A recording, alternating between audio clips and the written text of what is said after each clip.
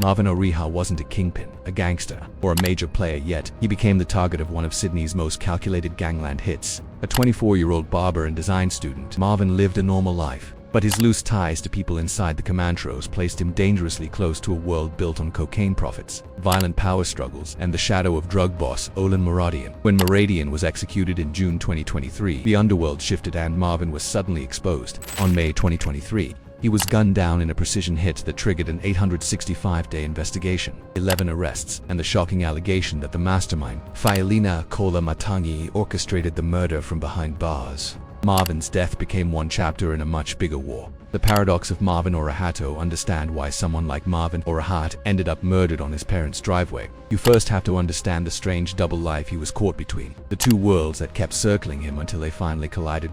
In one world, Marvin was exactly who his family believed he was, a decent young guy with plans. He worked as a barber, earning an honest living. He studied design. He had a girlfriend. He talked about building a future. To his mother, he was full of potential. To the neighbors, he was the polite kid next door, the kind of person everyone assumed would turn out fine. But then there was the other world. The world most people never get close to. The one built on whispers, reputations, and dangerous connections. In that space, Marvin wasn't a major player, far from it, but he had enough loose ties to the wrong people that his name ended up in places it shouldn't have been.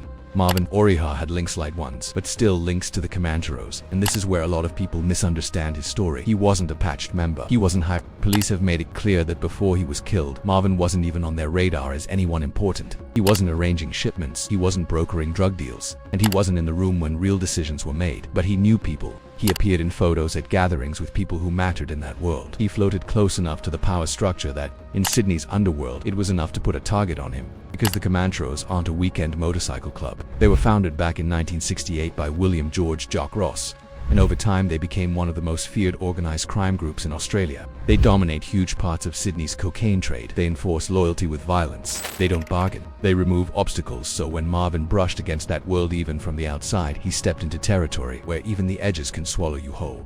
The man in the shadows, Olan Maradian. To understand why Marvin ended up dead, you have to go back a month before his murder to the moment everything shifted. To the death of Olan Maradian. Maradian was a 48-year-old drug boss, one of the senior figures in the Commando hierarchy. In Sydney's criminal world, he wasn't just important, he was one of the people at the very top. Even experienced crime reporters rarely said much about him, not because they couldn't, but because his reach was so wide that even mentioning his name felt risky. He operated quietly, efficiently, overseeing massive drug operations and accumulating wealth and influence in the shadows. Mark Morris, crime editor at the Daily Telegraph, once said something that captured it perfectly. "I actually thought this guy was that big that no one would actually take him out. But on June 28, 2023, someone did." Maradian was executed in broad daylight in an underground car park in Bondi Junction. It was a hit so bold and so calculated that it shook Sydney's underworld to its core. If Maradian could be killed out in the open, then the idea of being untouchable evaporated overnight. And this is where Marvin's fate becomes tied to something far bigger than him. He knew people connected to Maradian. He appeared in photos with people inside Maradian's circle. Even if he was only loosely associated, those connections placed him close to a man whose death was part of a much larger power struggle. Because Maradian's murder wasn't random. It wasn't a small-time dispute. It was a strategic move removing a major player from the board. And when someone that high up gets taken out,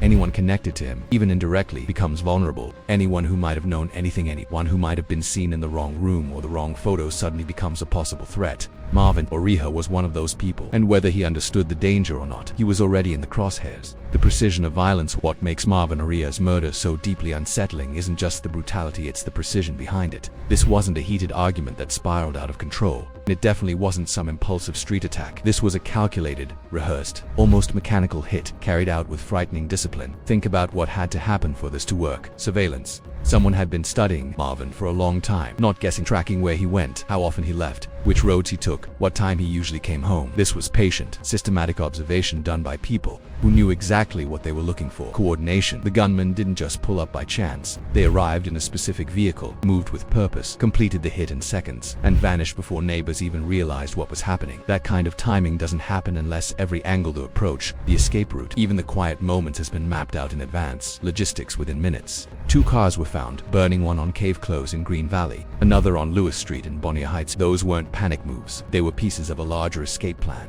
To pull that off, the shooters needed to jump into a second vehicle, drive to a point where another car was already waiting, and then disappear into the city. That takes people, planning, and a chain of steps that can't break. Resources: you need weapons. You need cars that can't be traced. You need cash to pay the people willing to take on the riskiest roles. And to trust those people or control them, you need influence, leverage, or a relationship built within the criminal world. This wasn't the work of random cowboys. This was organized crime running exactly the way it's designed to run.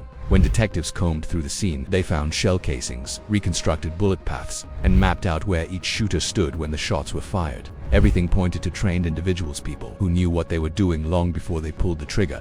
The investigation begins. Strike Force Hackenbergenly, hours after Marvin was killed. NSW Police launched Strikeforce Hackenberg, a joint task force involving detectives from Liverpool City Police Area Command, the Homicide Squad, and the Criminal Group Squad. From the moment they arrived at the driveway, they understood this wasn't going to be a straightforward case. This was organized crime business. The first weeks were all about gathering every possible scrap of information. Detectives reviewed CCTV footage, tracked movements, and tried to piece together how the killers coordinated their escape. In June 2023, they went public, releasing video of 2 men they believed could assist with the investigation, along with images of 3 vehicles they needed to identify. It was a rare moment where police essentially said, "We need eyes. Help us find these people."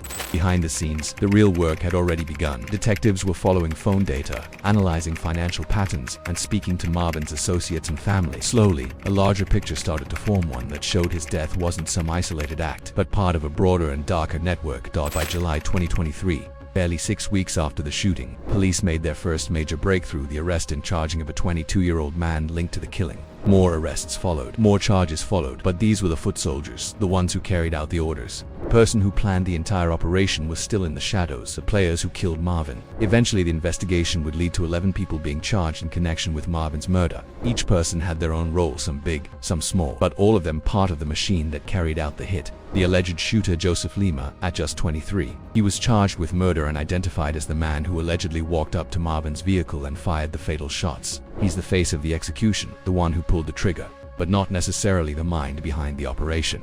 The getaway drivers, several men, were eventually charged with handling the escape. They were the ones behind the wheel, moving the getaway cars, torching the vehicles, and keeping the logistics tight enough that the shooters could vanish without hesitation. Their job started the second the gunfire ended. They were the ones making sure the whole plan didn't fall apart. The surveillance team, then, there were the people watching Marvin. These individuals were charged with running surveillance on him, tracking his movements, and knowing exactly where he'd be that day. They knew he went to the shopping center. They knew what time he left. They knew he was heading home. Without that groundwork, the hit squad wouldn't have known the perfect moment to strike.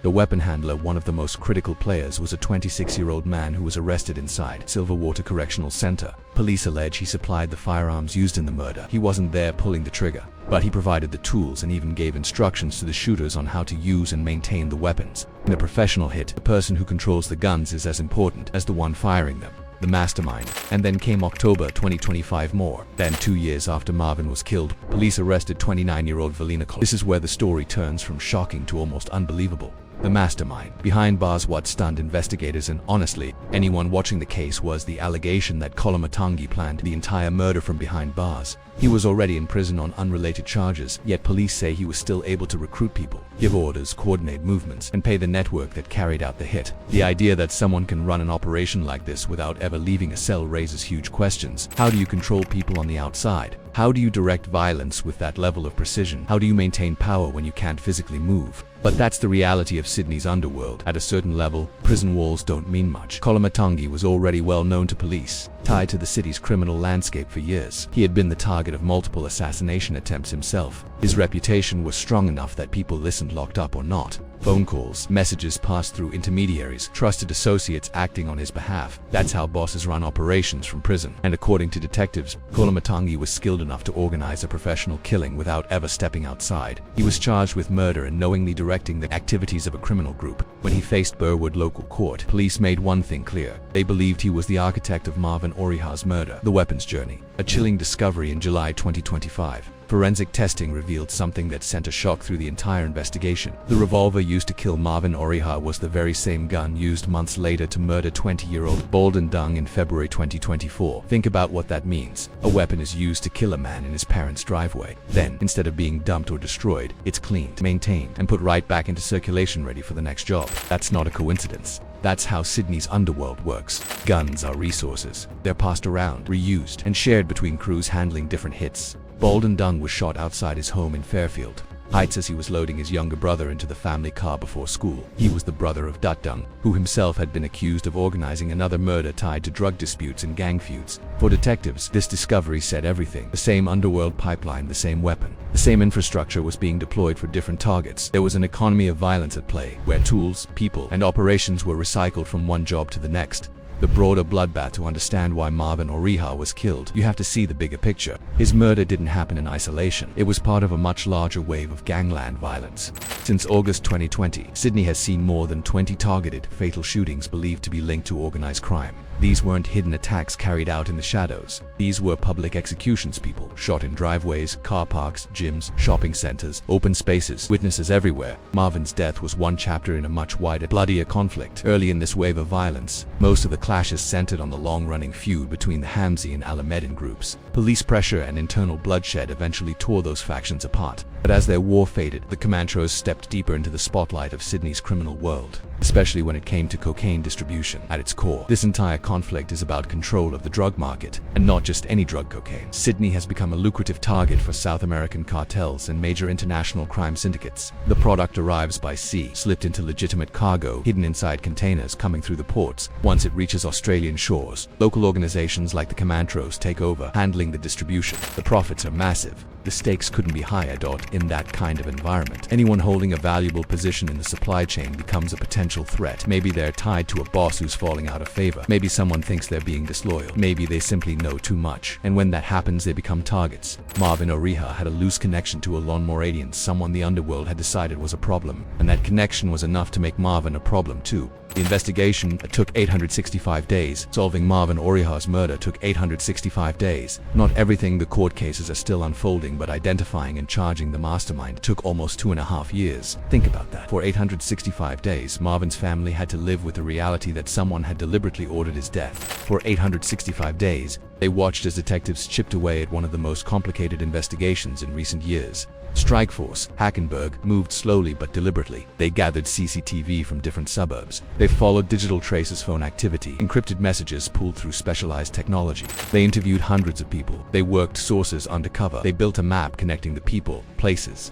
and relationships inside Sydney's underworld. Every step opened another door. A new suspect meant a new trail. One lead branched into several more. And because organized crime is built to keep its members in the dark, the challenge was enormous. A getaway driver usually doesn't know who hired him. A surveillance operator doesn't always know who they're watching or why. That compartmentalization keeps bosses safe, but it makes investigations painfully slow. Detectives had to build their case piece by piece. They had to prove how the murder happened, why it happened, and who ordered it. They had to show that this wasn't random, that it was a targeted, coordinated hit involving multiple people across multiple criminal circles. What this case reveals, the murder of Marvin Oriha, exposes some unsettling truths about Sydney's modern criminal landscape. First, professional hits are becoming more common. This wasn't chaos on the street. This was a structured operation with defined roles: surveillance teams, logistics crews, shooters, escape drivers. It shows the level of organization, planning, and resources that Australia's crime networks now possess. Second, proximity is dangerous. You don't need to be a kingpin to become a target. You just need to be close to one. In the underworld, every relationship is a liability. If you're even indirectly tied to someone who's suddenly in the crosshairs, you can end up there too. Third, persistence matters. Yes, it took 865 days to bring the mastermind into the frame, but that wasn't a sign of failure. It was proof of how determined the investigators were. Despite the complexity, despite the compartmentalization, despite the mastermind being inside a prison cell, detectives pulled the threads together. They built a case grounded in evidence, testimony, forensic, something strong enough to hold up in court. Fourth, and this is important, the violence hasn't stopped. Even with Velina Kolomatanji's arrest in October 2025, the wider conflict is still moving. Gang wars don't freeze just because one major player gets locked up. They shift, they reshape. New power structures rise, new alliances form, and new targets inevitably appear.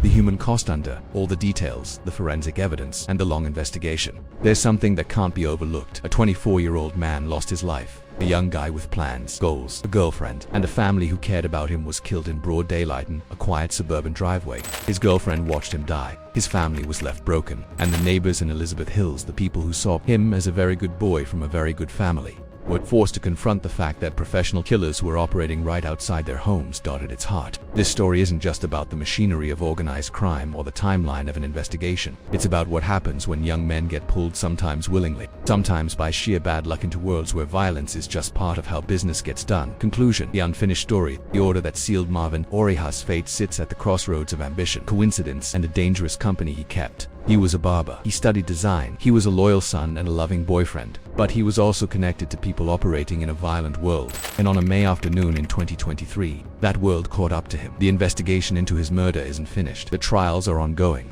Velena Kolomatangi is still awaiting trial for murder and directing a criminal group. The 10 others charged are also moving through the courts. And across Sydney, other young men are stepping into similar circles where operations like this are being planned, coordinated, and executed right now. Sydney's gangland war hasn't ended. It has evolved, and the machinery behind it, the surveillance, the planning, the coordination, the execution, keeps sometimes pulling in people like Marvin Oriha and grinding them down. His death revealed the command behind the killing. Now the courts must decide the rest, and the public is left with a reminder of what organized crime really looks like when the spotlight isn't on. There's nothing glamorous about it, nothing heroic, just a young man who shouldn't be dead, a flawlessly planned assassination, and a city trying to understand how this could happen in a place that was supposed to be safe.